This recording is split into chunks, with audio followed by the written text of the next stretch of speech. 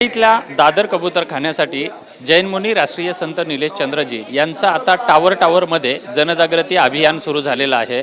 मी आता माझ्यासोबत स्वतः राष्ट्रीय संत जैन मुनीजी निलेश चंद्रजी आहेत। महाराज काय सांगणार एकंदरीत की आपण आता टावरमध्ये जाऊन कबुतरांविषयी जनजागृतीची मोहीम सुरू केलेली आहे।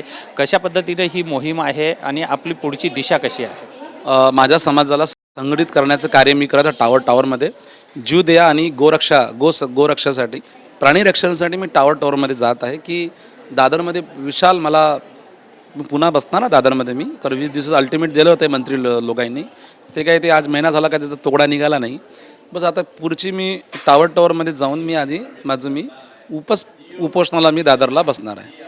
कधी बसणार आहे, तुमची नेमकी दिशा कशी असणार आहे त्या उपोषणामध्ये? कारण ज्यावेळेस स्वामीनारायण मंदिरामध्ये सुद्धा आपलं मोठं सभा झाली, त्या ठिकाणी अनेक हिंदू धर्मातले संत आलेले होते, त्यांनी अनेक याच्यावरती प्रवचन दिलेलं आहे, सरकारला सुद्धा अल्टिमेट दिलेलं होतं। पुन्हा ही लढाई ही आणखी सुरूच आहे, पुढच्या लढाईची दिशा कशी? पुढच्या लढाईचं बघा, आम्हाला काही मोर्चा काढायचा नाही, आम्हाला काही आंदोलन करायचं, आम्ही अमरण अनशन जसं आझादमध्ये शांतीपूर्वक फक्त महाराष्ट्र सरकारचे देवेंद्र फडणवीसपर्यंत आमचा संदेश गेलेला पाहिजे, त्यांना याच्यावर लक्ष घातलेलं पाहिजे।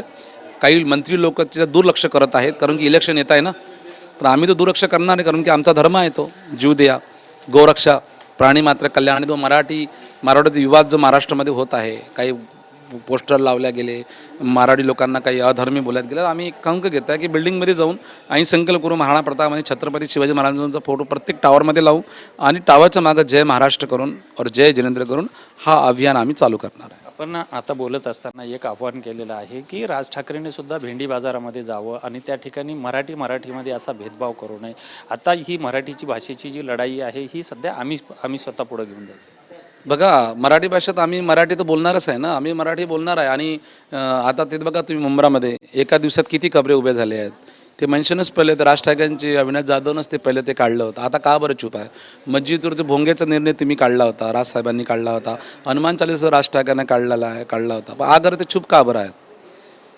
आज बांगलादेशी घुसलेले आहेत, बांगलादेशी तर हत्या करतात, लौट जिहाद, लेंड जिहाद, धर्मानंतर त्याच्यावर तुम्ही काम करा ना। हो, फक्त ह्या मारवाडीला थापड मारून मराठी बोला त्याच्यावर करा नाही। आम्ही तो मारवाडी म्हणजे आम्ही हिंदूच आहे, कधी पण आम्ही तुम्हाला आम्ही महाराणा प्रतापला आम्ही आमच्या त्यावेळेस शस्त्र दिले आहे, तर महाराष्ट्र लोकांना पण आम्ही शस्त्र देऊ शकतो।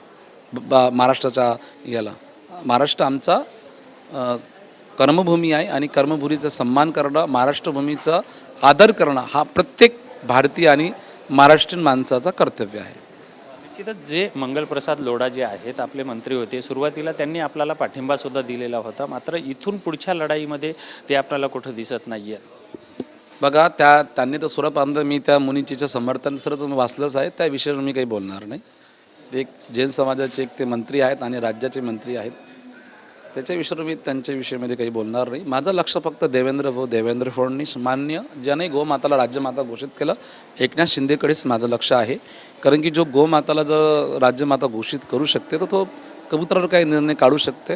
आणि मला विश्वास आहे की एकनाथजी शिंदे प्रत्येक वेळी मला कामात आलेले विले पार्ला मंदिर बोला अंधेरी म्हणत त्यांनी समस्या करणं, तोपर्यंत मी देवेंद्र फडणवीसला जी मान्य देवेंद्र फडणवीस मुख्यमंत्री असेल तर मी त्यांच्याशीच मागणं करू ना।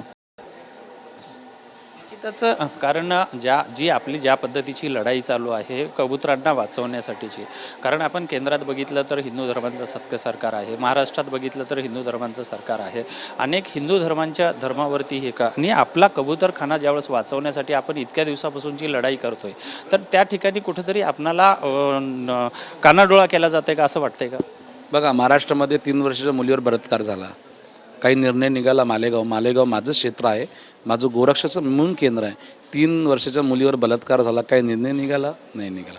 अमरावतीमध्ये प्रत्येक घरातनी गाया कापल्या जातात, गोमाताला राज्यमाता केल्यानं प्रत्येक घरातनी गाया कापतात। आणि ह्या वेळेत आता कमसे कम 3 से 4 मर्डरसुद्धा झालेले आहेत, माझ्या गोरक्षकावर किती हल्ले झालेले आहेत, तिथं मच्छिंद्रनाथ करून आहेत, संभाजीनगरमध्ये झालेला आहे, मुंबई अरविंद वेश झाला आहे।